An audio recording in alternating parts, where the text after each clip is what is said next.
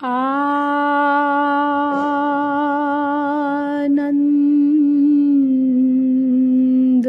मानंद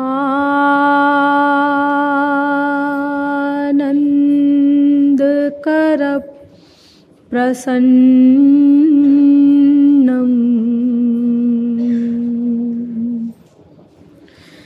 प्रेम स्वरूपम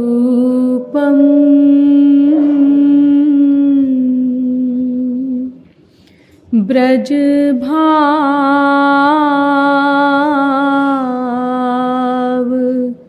युक्तम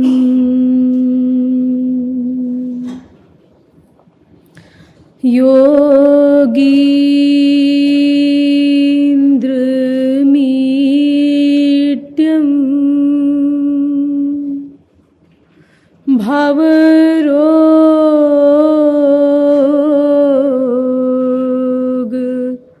वैद्यम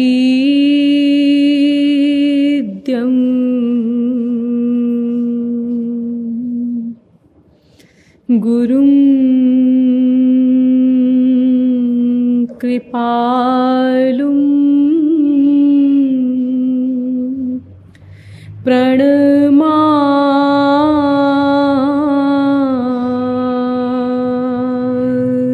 नित्यम्।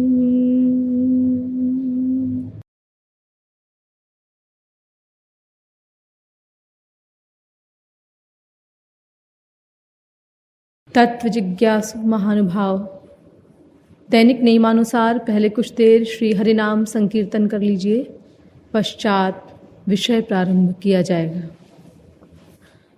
भजो गिरिधर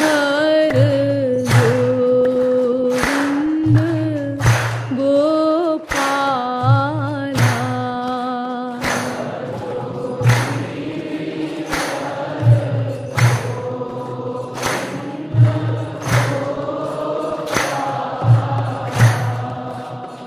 भजो गिरिधर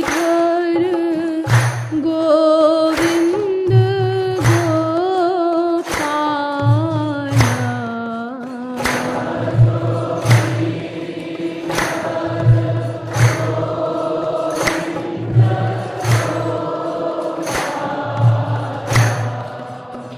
भजो गिरिधर गोविंद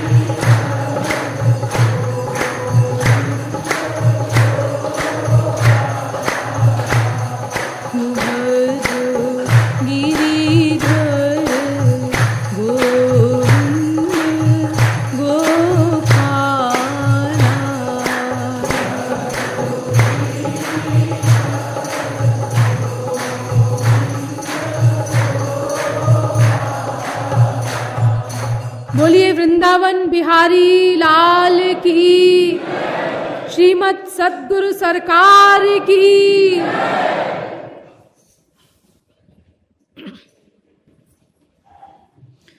अब आप लोग कृपया समाहित चित्त होकर बैठ जाएं। अब तक आप लोगों को यह बताया गया कि प्रत्येक जीव का परम चरम लक्ष्य वास्तविक आनंद की प्राप्ति करना ही है, और उसी लक्ष्य की प्राप्ति के लिए ही अनादिकाल से निरंतर वो प्रत्येक क्रिया कर रहा है। वास्तविक आनंद अनंत मात्रा का होता है, अनंत काल के लिए होता है। ऐसा अनिर्वचनीय अपरिमेय अपौरुषेय दिव्यानंद अनंतानंत जन्मों के अनवरत प्रयास के पश्चात भी क्यों नहीं प्राप्त हो सका। जब पता लगाया गया तो पता चला कि ऐसे आनंद के पर्यायवाची भगवान ही हैं। अतः जब तक कोई जीव भगवत प्राप्ति न कर लेगा तब तक उसको ऐसा वास्तविक आनंद या ऐसे आनंद का लवलेश भी प्राप्त नहीं हो सकता। और ईश्वर को प्राप्त करने के लिए सर्वप्रथम ईश्वर का ज्ञान आवश्यक है। अतएव हम शास्त्रों वेदों में गए, किंतु वहां से पता चला कि ईश्वर तो ब्रह्मादिकों की बुद्धि से भी सर्वथा अज्ञेय है, तो साधारण जीव भला भगवान को कैसे जान सकता है? भगवान बुद्धि का विषय ही नहीं है। तो फिर ईश्वर को कैसे जाना जाए? हम लोग निराश हुए तो शास्त्रों वेदों ने ही हमें आश्वासन दिया और कहा, यद्यपि भगवान को बुद्धि के द्वारा करोड़ों कल्प प्रयत्न करके भी नहीं जाना जा सकता, फिर भी उसे गधा भी जान सकता है यदि वह किसी जीव पर अपनी कृपा कर दे, अपना ज्ञान करा दे। और कृपा का मतलब भी कल आपको समझाया गया कि भगवान कृपा करके हमारी माइक इंद्रिय मन बुद्धि में अपनी दिव्य अलौकिक शक्ति प्रदान कर देते हैं, जिससे हमारी इंद्रिय मन बुद्धि सब दिव्य हो जाती हैं, और तब जीव इन दिव्य इंद्रिय मन बुद्धि से भगवान का दर्शनादि प्राप्त करता है। तो भगवान की कृपा से ही भगवान का ज्ञान होगा। लेकिन ईश्वर की कृपा हम लोगों पर अब तक क्यों नहीं हुई? साथ ही तुलसी, सूर, मीरा, कबीर आदि पर हुई, तो ऐसा क्यों? इससे ऐसा लगता है कि भगवान की कृपा की कोई शर्त है।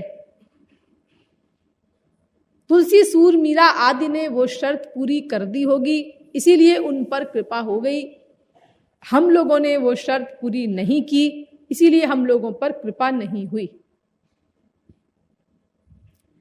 तो अगर ये बात ठीक है कि भगवान किसी शर्त को पूरी करने पर कृपा करता है, तो इसका मतलब भगवान तो नंबर 1 का बिजनेसमैन हो गया।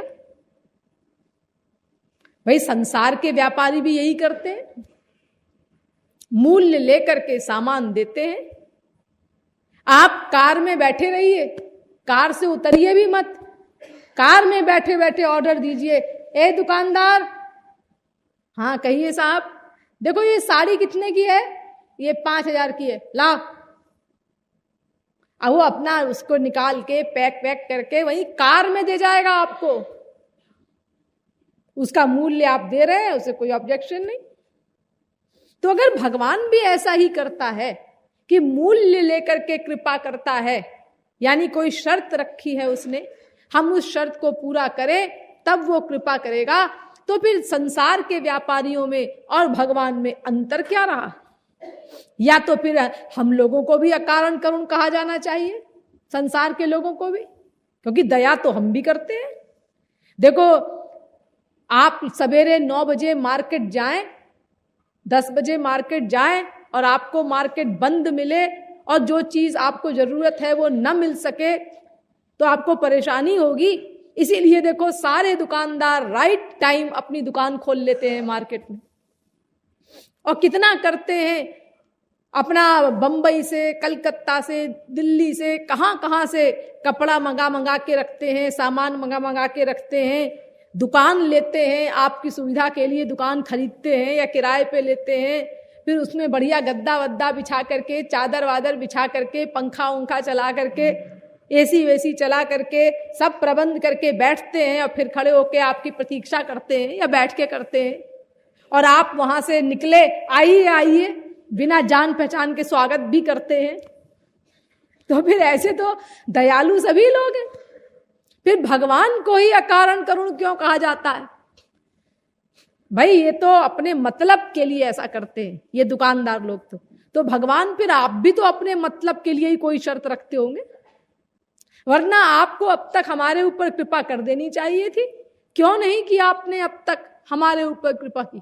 कृपा अब ये कहने से काम नहीं चलेगा कि हाँ अब करेंगे अब करेंगे। क्यों नहीं की अब तक, अनादिकाल से अब तक?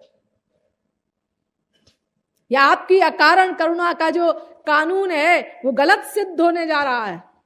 भगवान कहते हैं अरे भाई जल्दबाजी ना करो, हाँ मुझ पर दोषारोपण कर रहे हो, दुनिया के व्यापारियों से मेरी तुलना कर रहे हो, पहले जरा मेरी शर्त तो सुन लो कि मेरी क्या शर्त है कृपा करने की।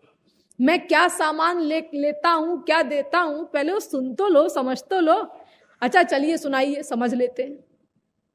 हाँ, तो भगवान कहते हैं देखो मैंने वेदों में शर्त बताई है अपनी कृपा की। तो दस्येव शरण आमहस्य, ऋग्वेद, मेरी शरण में आओ तब मैं कृपा करूंगा। हमारी आज्ञा का उल्लंघन हमारी संतान कैसे कर रही है? प्रश्न ये, हम ही से स्वार्थ है सब जीवों का और हमारी ही आज्ञा का उल्लंघन कर रही है। हम कहते हैं हमारी शरण में आओ, जीव कहता है खाली तुम्हारी शरण में नहीं जाएंगे, बाकी सबकी शरणागति करेंगे। हाँ, गधे, सुअर, कुत्ता, बिल्ली सबकी शरणागति की है हम लोगों ने, क्योंकि इन शरीरों में हम लोग अनंत अनंत बार जा चुके हैं। तो ये शरीर वाले ही हमारे माँ बाप, स्त्री, पति, बेटा, बेटी सब बने होंगे। लेकिन एक जिद है, हमारी प्रतिज्ञा है कि बस भगवान की शरण में नहीं जाएंगे। तो भगवान कहते हैं भाई तो फिर कृपा नहीं होगी, तुम शरण में आओ तो मैं कृपा करूंगा, बस यही शर्त है मेरी, केवल शरणागति, और कोई शर्त नहीं है। और ये बात भगवान ने कई स्थानों पर कही है। ये मैंने ऋग्वेद बताया आपको। फिर कहते हैं भगवान, ते त्वा मदा इंद्र मादयन्तु शुष्मिणं तु विराधसम जरित्रे एको देवत्रा दयसे। ए जीव, अगर तू श्रद्धा युक्त होकर के मेरी शरण में आ जाए तो मैं तत्काल तुझको माला माल कर दूंगा, जो कुछ नहीं मिला है वो दे दूंगा, जो गड़बड़ी है उसको दूर कर दूंगा, तू शरण में आ जा बस। फिर कहता है वेद, उदुतिष्ठ स्वध्वरस्तवानो देव्या कृपा। भाई शरण में जाने से ही कृपा मिलेगी। इंद्रम त्रिधातु शरणम त्रिवरूथम स्वस्तिमत, ऋग्वेद कहता है शरणागति से ही कृपा होगी। सर्वेंद्रिय गुणाभासम सर्वेंद्रिय विवर्जितम सर्वस्य प्रभुमीशानम सर्वस्य शरणम सुहृत, श्वेताश्वतरोपनिषद। शरणागति करनी होगी। यो ब्रह्माणं विदधाति पूर्वं यो वै वेदांश्च प्रहिणोति तस्मै तग्वं ह देवमात्म बुद्धि प्रकाशम मुमुक्षुर्वै शरणमहं प्रपद्ये, श्वेताश्वतरोपनिषद 6 अध्याय का 18वां मंत्र। शरणागति से ही कृपा होगी। कृपा पानी है तो शरणागति करनी पड़ेगी भगवान की। एतदा लंबनम श्रेष्ठ में तदा लंबनम परम, कठोपनिषद। शरणागति से ही कृपा होगी। कृपा की शर्त क्या है भगवान की? केवल शरणागति। और ये बात खाली वेदों में ही नहीं, वेदों में तो कही गई है, बार बार कही गई है। केवल एक ऋग्वेद में ही ये शरण शब्द 11 बार आया है, एक अकेले ऋग्वेद में ही। लेकिन बाकी ग्रंथों में भी देखो, भागवत में भगवान कह रहे हैं मामेकमेव शरणमात्मानं सर्वदेहिनां याहि सर्वात्म भावेन ययास्याह्यकुतो भयः। भागवत के 11वें स्कंद के 12वें अध्याय का 15वां श्लोक। भगवान श्री कृष्ण कह रहे हैं उद्धव से, उद्धव आध्यात्मिक किसी भी लक्ष्य की प्राप्ति के लिए मेरी कृपा प्राप्त करनी होगी, और मेरी कृपा शरणागति से ही होगी। अगर तू पूर्ण काम बनना चाहता है, निर्द्वंद्व बनना चाहता है, आत्माराम बनना चाहता है, तो ये सब तब होगा जब मैं कृपा करूंगा, और मेरी कृपा तब होगी जब मेरी शरणागति होगी। बिना शरणागति के कृपा नहीं होगी। येषां स एव भगवान् दययेदनन्तः सर्वात्मनाश्रित पदो यदि निर्व्यलीकम। भागवत दूसरे स्कंद के 7वें अध्याय का 42वां श्लोक। कृपा तब होती है जब कोई जीव भगवान की शरण में जाता है। शरणागति से ही कृपा होगी। बारंबार कहा जा रहा है, मर्त्यो यदा त्यक्त समस्त कर्मा निवेदितात्मा विचिकीर्षितो में तदा मृतत्वं प्रतिपद्यमानो मयात्म भूयाय च कल्पते वै। भगवान कह रहे हैं, ये सब भगवान के वाक्य हैं, वेद भी और ये भागवत में भी भगवान कह रहे हैं। भागवत के 11वें स्कंद के 29वें अध्याय का 34वां श्लोक है। ये भी उद्धव से कह रहे हैं भगवान श्री कृष्ण, शरणागति से ही कृपा होगी। अरे गीता तो पढ़ी होगी आपने, वो भी भगवान का वाक्य।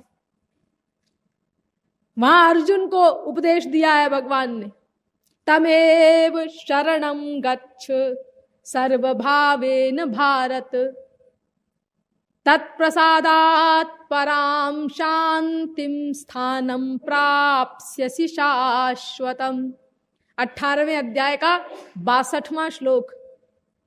अर्जुन, उसकी ही शरण में जा, तब कृपा होगी उसकी, और तब उसकी कृपा से तुझे परम धाम परम शांति की प्राप्ति होगी। नंबर 1 शरणागति, नंबर 2 कृपा। पहली पंक्ति है तमेव शरणं गच्छ, तब उसके बाद बोला तत्प्रसादात्, शरणागति से ही कृपा होगी।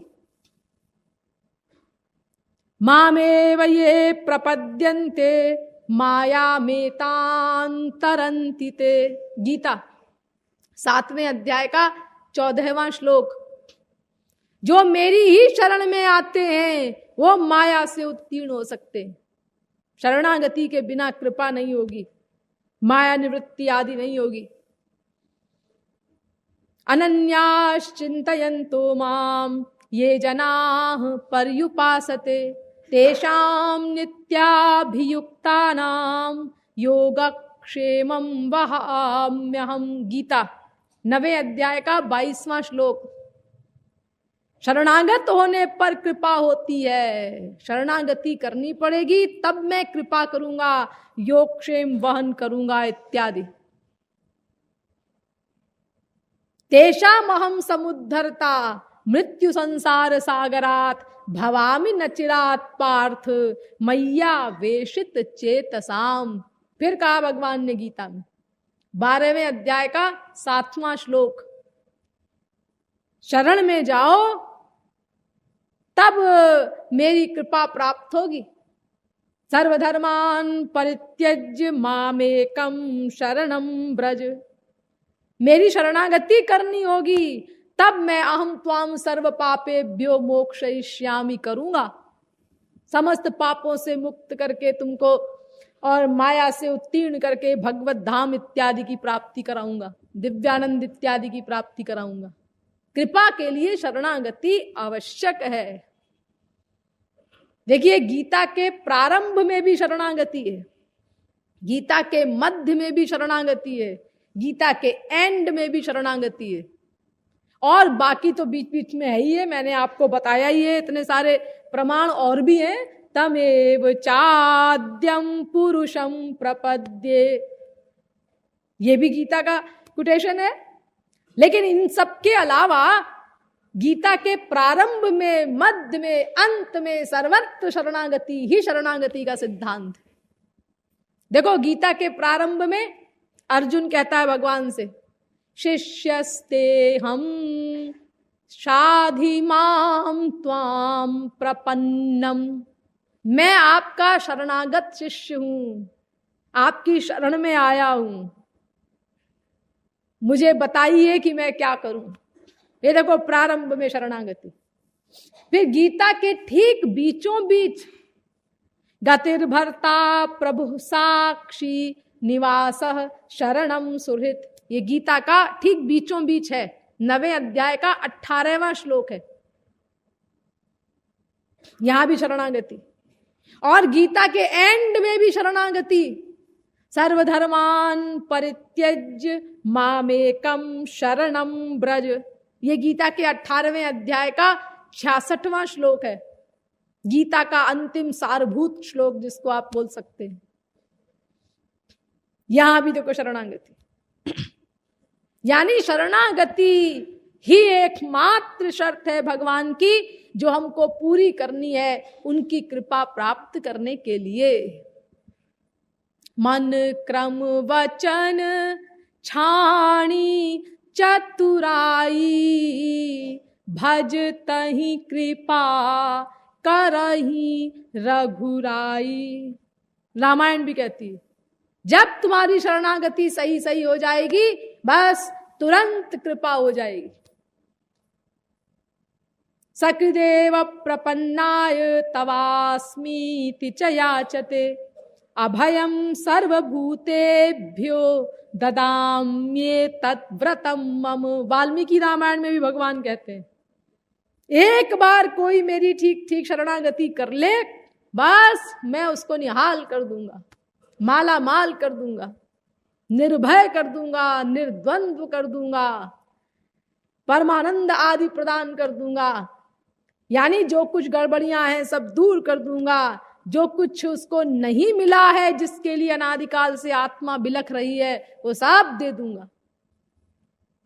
लेकिन शरणागति करनी होगी, ये शर्त है। और ये शरणागति की जो शर्त है, सिद्धांत है, इसको सब आचार्यों ने भी स्वीकार किया है। देखो जगत गुरु रामानुजाचार्य कहते हैं सर्वधर्मांश्च संत्यज्य सर्वकामांश्च साक्षरान लोक विक्रांत चरणौ शरणम ते ब्रजम विभो। हे प्रभो, मैं अपने माता पिता स्त्री पुत्र अन्य परिवार के सदस्य संबंधी गुरुजन यहां तक कि समस्त कामनाओं का परित्याग करके और समस्त धर्मों का परित्याग करके एकमात्र आपके युगल चरणारविंदों की शरण में आया हूं, मुझ पर कृपा करिए। इसी प्रकार यामुनाचार्य जी ने भी कहा है अपने आलवंदार स्तोत्र में, न धर्मनिष्ठोस्मि न चात्मवेदी न भक्तिमान् त्वच्चरणारविन्दे अकिंचनो नन्यगतिः शरण्यं त्वत्पादमूलं शरणं प्रपद्ये। मेरे अंदर और कोई योग्यता तो है नहीं, ना धर्म में निष्ठा है, ना कोई आत्मज्ञान है मुझे, ना आपके चरणों में मेरी भक्ति ही है। मैं सर्वथा अकिंचन हूं, लेकिन आप शरणागत पर कृपा करते हैं और कोई गुण आदि नहीं देखते। बस इसी आपके सिद्धांत का अवलंब लेकर के मैं अनन्य रूप से आपकी शरण ग्रहण करने आया हूं। शरण ग्रहण की है मैंने, अब मुझ पर कृपा करिए। सब ने माना, सब आचार्यों ने इस शरणागति के सिद्धांत को। श्रीमद् वल्लभाचार्य वो भी कहते हैं न प्रपत्तेह परा विद्या, शरणागति से बढ़ करके और कोई विद्या नहीं और कोई साधना नहीं, साधन नहीं। शरणागति अंतिम सिद्धांत है। अरे उनके यहां तो है ही है पुष्टि मार्ग, शरणागति का प्रतीक। अरे और तो और आदि जगत गुरु शंकराचार्य ने भी माना, नारायण करुणामय शरणं करवाम तावकौ चरणौ इति षट्पदी मदीये वदन सरोजे सदा वसतु। हे करुणामय नारायण, मुझे अपने युगल चरणों की शरण प्रदान कीजिए।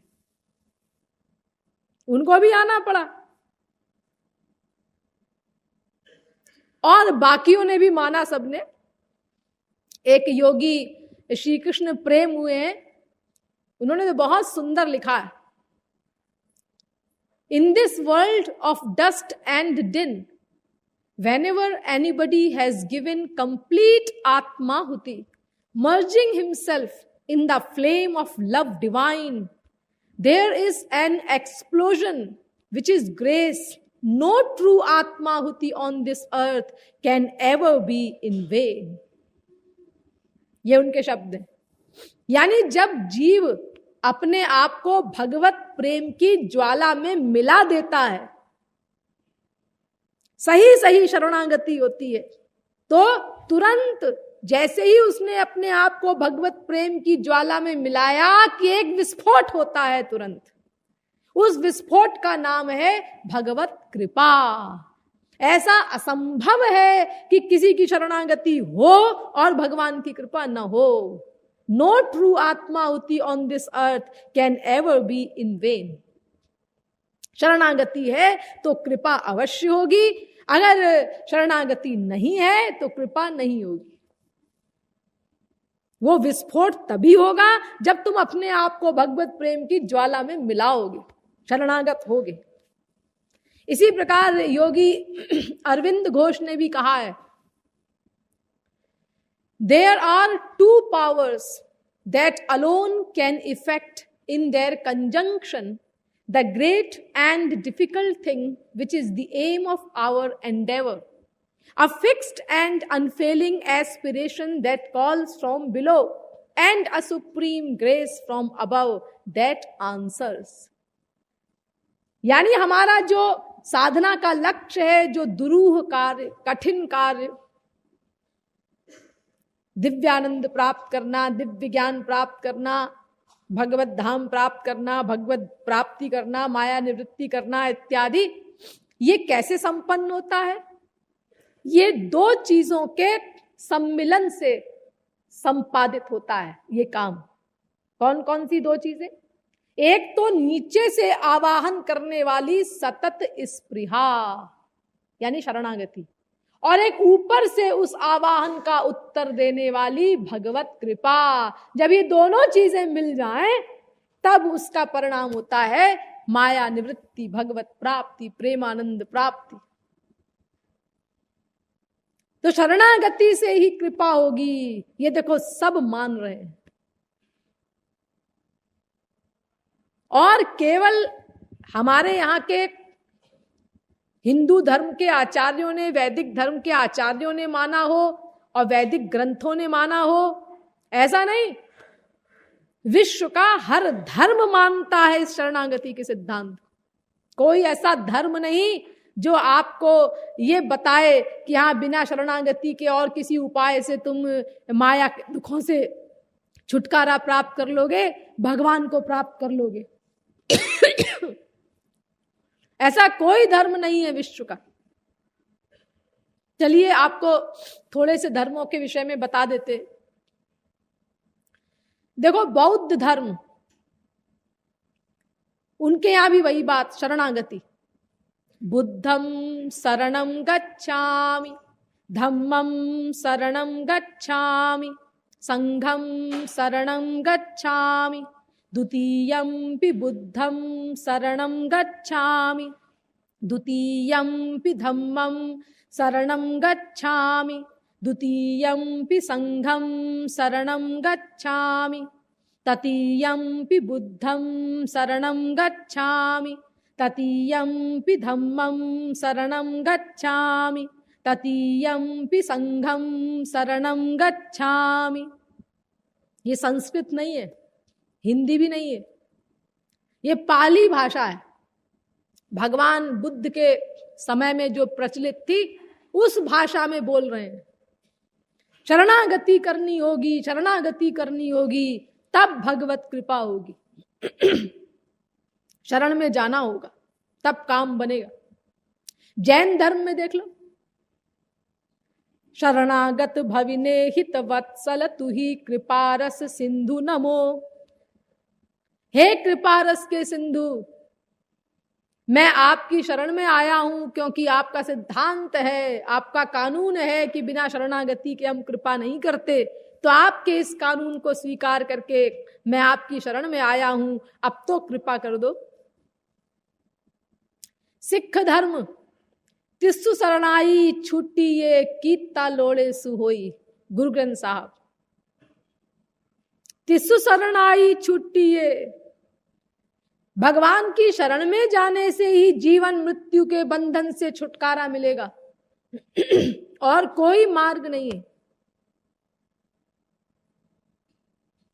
ईसाई धर्म, उनके यहां भी वही बात, ask and it shall be given you, seek and you shall find, knock and it shall be opened unto you. मांगो तो तुमको मिलेगा, बाइबल कह रही है, मांगो तो तुमको मिलेगा, ढूंढो तो पाओगे, द्वार खटखटाओ तो तुम्हारे लिए द्वार खोला जाए, शरण में आओ तो कृपा होगी। फिर कहती है Bible, God resisteth the proud but giveth unto the humble, submit therefore to God। भगवान अहंकारियों की उपेक्षा करते हैं, अहंकार दुश्मन है उनका, और दीनों से प्रेम करते हैं। इसीलिए दीनता पूर्वक अहंकार को मिटा करके दीनता पूर्वक अपने आप को भगवान को समर्पित कर दो, शरणागत हो जाओ तो तुम्हारा काम बन जाएगा। फिर कहती है Bible, humble yourselves under the mighty hands of God so that he may exalt you in due time। भगवान की सही सही शरणागति करो, जब शरणागति तुम्हारी सही होगी तो बस वो तुम्हारा उद्धार कर देगा। तो सबने इस बात को माना है, जुडाइज्म में भी है, यहूदी धर्म, उनके यहां भी देखो भगवान के ही शब्दों में, you know what I did to the Egyptians and how I bore you on eagles wings and brought you to myself. Now therefore if you obey my voice, if you obey my voice and keep my covenant, you shall be my own possession among all people। Exodus. Covenant का मतलब होता है पूर्ण आत्मसमर्पण, pledging of total self, complete समर्पण, total self, पूर्ण शरणागति। तुम अगर ये करो और मेरी आज्ञा का पालन करो तब फिर तुम मेरे प्रिय बने रहोगे, मेरे अपने जन बन जाओगे। यानी शरणागति से ही कृपा होगी, इस बात को सब मानते हैं। इस्लाम धर्म देखो, उनके यहां भी वही बात, बिस्मिल्लाहिर्रहमानिर्रहीम अल्हम्दुलिल्लाहि रब्बिल आलमीन अर्रहमानिर्रहीम मालिके यौमुद्दीन। ये देखो कुरान शरीफ की आयतें भी यही कह रही, शरण में जाओ, शरण में जाओ, तब खुदा की नजरे इनायत होगी। लेकिन जी खुदा तो बड़ा करीम है, रहीम है, कृपालु है, दयालु है। अरे तो वो तो है ही है, तुम सर्टिफिकेट दोगे तब होगा, ऐसे थोड़ी ना। अरे वो तो है ही है करीम रहीम। कतब रब्बकुम अला, कुरान शरीफ में लिखा है कि खुदा ने तो कृपा करने का, दया करने का ठेका ले रखा है, वो तो उसके अलावा कुछ करता ही नहीं बेचारा। लेकिन तुम्हारे किसी काम का नहीं है जब तक तुम उसकी शरण में न जाओ। देखो यूं समझो कि घड़ा है और घड़ा औंधा रखा हुआ है और वृष्टि हो रही है, तो उस घड़े में पानी नहीं आएगा। साधारण वृष्टि की कौन बात करे, मूसलाधार वृष्टि भी हो। इंद्र ने जो की थी ब्रज को डुबाने के लिए 5000 वर्ष पहले श्री कृष्ण के समय में, मूसलाधार वृष्टि की थी। आजकल जो पानी बरसता है उसी को बोल देते हैं मूसलाधार पानी बरस रहा है। अरे मूसलाधार का मतलब ही समझते हैं क्या होता है? वो मूसल होता है ना धान कूटने का, उसके नीचे नीचे एक लगा रहता है लोहे का घेरा, तो उतनी मोटी धार से पानी गिरा था। वो प्रलय के समय जो बादल बरसते हैं वैसा पानी मूसलाधार इंद्र ने बरसाया था 5000 वर्ष पहले, जब इंद्र की पूजा बंद करा दी थी भगवान ने, तो गुस्से में ब्रज को नष्ट करने के लिए ब्रजवासियों समेत, तभी फिर गोवर्धन धारण लीला की थी भगवान ने ब्रज को बचाने के लिए। तो देखिए ऐसी वृष्टि हुआ करे, और 7 दिन नहीं 7 युग हुआ करे, लेकिन आपका वो घड़ा जो पात्र है वो उल्टा है, उसका मुख वृष्टि की ओर है ही नहीं, तो उसमें पानी आएगा कहां से? वो वृष्टि क्या करेगी? तो ऐसे ही भगवान दयालु हैं, कृपालु हैं, वो उसके अलावा कुछ करते ही नहीं, दया कृपा के अलावा। हम लोग तो 3 काम कर सकते हैं, कोप भी कर सकते हैं, उदासीन भी हो सकते हैं, कृपा भी कर सकते हैं, लेकिन भगवान और महापुरुष ये तो बेचारे, इन पर दया आती है, ये केवल एक काम कर सकते हैं, कृपा, बस और कुछ नहीं कर सकते। ना ये किसी पर कोप कर सकते हैं और ना ये किसी से उदासीन हो सकते हैं। आप कहते हैं नहीं जी कोप तो करते हैं, किया है कोप, हमारे पास प्रूफ है। क्यों, कब कोप किया? भगवान ने किया कोप, भगवान ने कोप किया। हाँ, कोई एग्जाम्पल बताओ। देखो रावण को मार नहीं दिया उन्होंने, शिशुपाल को मारा, कुंभकर्ण को मारा, रावण को मारा, मारा कि नहीं मारा? तमाम राक्षसों को मारा। हाँ मारा, तो फिर उसका क्या परिणाम हुआ? जब रावण को मार दिया भगवान ने, तो रावण कहता है ए राम कान खोल करके सुन लो, जब तक मैं जिंदा रहा तुमको लंका में पैर नहीं रखने दिया मैंने, और अब तुमसे पहले मैं तुम्हारे लोक को जा रहा हूं, तुम तो 11,000 वर्ष बाद आओगे, तब मैं वेलकम करूंगा। अब बताओ कौन जीता, तुम जीते कि मैं जीता? तो भगवान ने अपना चुप हो गए, भगवान की बात तो ठीक ही कह रहा है, तो भला ये कोप है? भगवान के जो गुण बताए गए हैं 64 गुण, उसमें एक गुण है हतारी गतिदायक, यानी वो जिसको मारेंगे उसको उनका लोक मिल जाएगा। तो भला ये कोप है कि कृपा है? अरे ऐसे तो भगवान का लोक पाने के लिए करोड़ों जन्म लोग साधना करते हैं, करोड़ों जन्मों के मामले हैं ये। जन्मांतर सहस्रेषु तपो ध्यान समाधि भी नराणाम क्षीण पापानाम कृष्णे भक्ति प्रजायते। और यहां मार दिया जिसको भी भगवान ने, वो सीधे पहुंच गया बिना लेबर के उनके लोक में। तो कितना सरल हो गया ये। तो अगर भगवान या महापुरुष किसी को मारेंगे तो उसको भगवत धाम की प्राप्ति हो जाएगी, भगवत प्राप्ति हो जाएगी, माया निवृत्ति हो जाएगी उसकी, तो माला माल हो जाएगा वो। तो अगर ये मान लो हमारे महाराज जी हैं, आप सब लोगों को उनका अनुभव है, जो नए नए आए हैं, अभी भी आए हैं, उनको भले ही उनके अनुभव कुछ अभी तक ना हुए हो, पहली बार आए हैं, लेकिन जो थोड़े समय से भी महाराज जी के संपर्क में हैं, उनको बहुत एक्सपीरियंसेस होते रहते हैं श्री महाराज जी के। वो ऊपर से कुछ बोलते नहीं, चुपचाप बैठे रहते हैं। देखने में आपको कोई नए व्यक्ति को कोई खास बात नहीं लगेगी, लेकिन भीतर से उनके अंतर्यामित्व का, सर्वज्ञता का अनुभव आप सब लोगों को होता रहता है। और इतने अनुभवों के आधार पर ही आप लोग फिर टिकते भी हैं, टिके भी हुए हैं, क्योंकि हमारे महाराज जी के पास और कोई बाहर का आडंबर तो है नहीं किसी भी प्रकार का। अरे और बाबाओं के यहाँ तो बाहर का तमाम आडंबर होता है, हमारे महाराज जी के यहाँ तो बाहर का कोई भी आडंबर नहीं है किसी भी प्रकार का। वो तो किसी का आज तक उन्होंने कान भी नहीं फूंका एक। वैसे लाखों उन पर जान छिड़कने वाले हैं, प्यार करने वाले हैं, और वैसे अपना 83 वर्ष की उनकी उम्र हो गई, और ओरिजिनल जगत गुरु हैं, मूल जगत गुरु एकमात्र वो हैं इस समय। मैंने आपको बताया था ना, पिछले 3000 वर्ष में हमारे महाराज जी को मिलाकर कुल जमा टोटल 5 मूल जगत गुरु हुए हैं। चौथे जगत गुरु श्री महाराज जी से 700 वर्ष पहले हुए थे श्रीमद माधवाचार्य जी।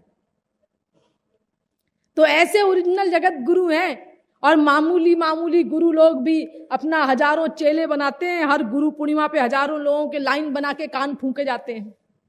और हमारे महाराज जी जो है उन्होंने आज तक एक का भी कान नहीं फूंका, एक को भी दीक्षा मंत्र नहीं दिया, किसी प्रकार का कोई आडंबर कुछ है ही नहीं। लेकिन आप जितनी मात्रा की उनके प्रति भीतर से शरणागति करते हैं उतनी मात्रा में उनकी कृपा से आपके महापुरुषत्व का अनुभव करते हैं। उसी अनुभव के आधार पर आप लोग कल्पना भी नहीं कर पाते कि हम कभी इनके चरण छोड़ पाएंगे। इतना आपका प्यार हो गया है उनसे, इतना लगाव हो गया है। तो महाराज जी के प्रति आपको विश्वास है कि वो अगर अवतार नहीं तो सिद्ध महापुरुष तो है ही। तो देखिए, अगर महाराज जी ऐसा कह दे, देखो भाई ऐसा है कि वो जिसको हमारे लोक की प्राप्ति करनी हो, गोलोक जाना हो, तो सब लोग लाइन में खड़े हो जाओ, हम गर्दन काटते जाएंगे और सबको गोलोक मिलता जाएगा। तो मुझे विश्वास है कि आप लोगों में से कम 90-95% लोग तो खड़े हो ही जाएंगे कि अब ये साधना का लेबर कौन करे। ऐसे तो साधना करो, अपने को अधम पतित गुनहगार मानो, अकिंचन मानो, आंसू बहाओ, वो तो बड़ा कठिन काम है। और ये अपना बस मरना तो है ही है एक दिन। हाँ, तो अभी इनके हाथ से मर जाएंगे और माया निवृत्ति हो जाएगी, गोलोक मिल जाएगा, तो बड़ा अच्छा है। तो फटाफट होड़ लग के आप लोग आएंगे लाइन में, कि कहीं ऐसा ना हो विचार बदल जाए इनका, हमारी गर्दन कटने से रह जाए। तो देखिए, मैं ये बता रही हूं कि महापुरुष और भगवान जो है ये अगर अंतिम काम भी करेंगे कोप का, जो आपके अनुसार कोप है कि किसी को मार दिया, तो भी उसका परिणाम क्या होगा? वो माया से अनंत काल के लिए छुटकारा प्राप्त करके परमानंद प्राप्त कर लेगा, भगवत धाम प्राप्त कर लेगा। तो भला बताओ वो कोप कर कहां सकते हैं? उनके कोप का परिणाम ये है, जीव का इतना बड़ा लाभ हो गया। अरे कोप तो उसको कहते हैं जिसमें किसी का नुकसान हो, अमंगल हो। इसीलिए बेचारे महापुरुष और भगवान के भाग्य में कोप करना लिखा ही नहीं, ना उदासीन होना लिखा है किसी से और ना कोप करना लिखा है। वो केवल कृपा ही कर सकते हैं। इसीलिए वेदव्यास ने कहा, क्रोधोपिते नुग्रह एव सम्मत। आपका क्रोध भी अनुग्रह ही है।